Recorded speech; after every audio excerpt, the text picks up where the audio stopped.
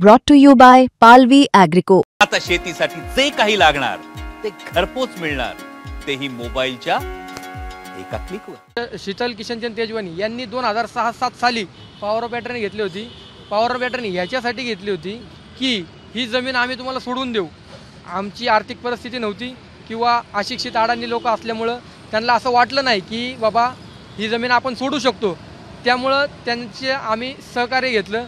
एक गायडन्स म्हणून आम्ही त्यांना नेमलं की बाबा ठीक आहे, आम्हाला आमची जमीन सोडून देतील अशी आम्हाला अपेक्षा होती। परंतु त्यांनी तशा पद्धतीचं कुठलंही वर्तन आजपर्यंत घडवलेलं नाही किंवा केलेलं नाही। आजपर्यंत त्यांनी आम्हाला फसवत आलेले आहेत। 20 वर्ष झालं त्यांचा आमचा कुठल्याही प्रकारचा संपर्क नाही।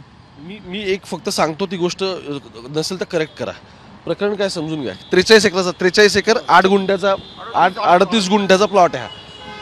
इथे आतमध्ये काय आहे? आतमध्ये इथे आहे एक्सपेरिमेंटल बॉटॅनिकल गार्डन आणि त्याचं आहे की प्रायोगिक वनस्पती उद्यान आणि वृक्षालय असं आहे। इथे वृक्षांच्या संदर्भात आणि वनस्पती संदर्भात एक्सपेरिमेंट चालतात।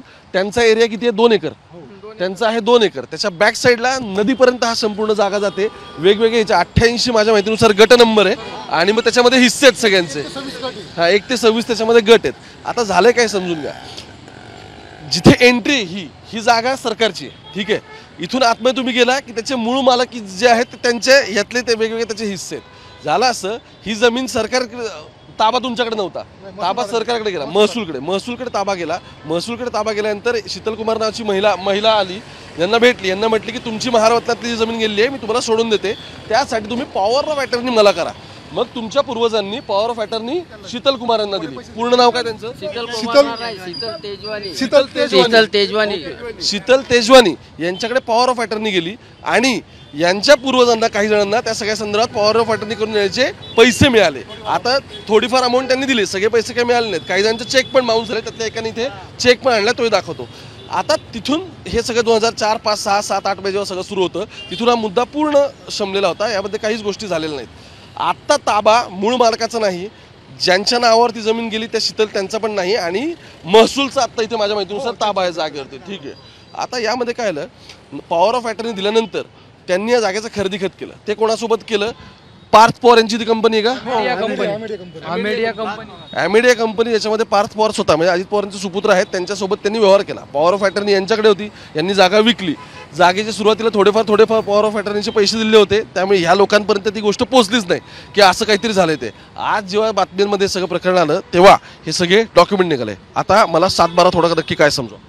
हे आहे सनद 1819। ही जमीन अलॉटमेंट कशी झाली, कशी मिळाली आपण पाहू शकता। ही जमीन कशी मिळाली, समस्त महार सर्व नंबर 88 ही सनद आहे। आम्हाला जमीन कशी मिळाली 1819 ही सनद आपण बघू। स्वातंत्र्यानंतर कोणाकडे होती?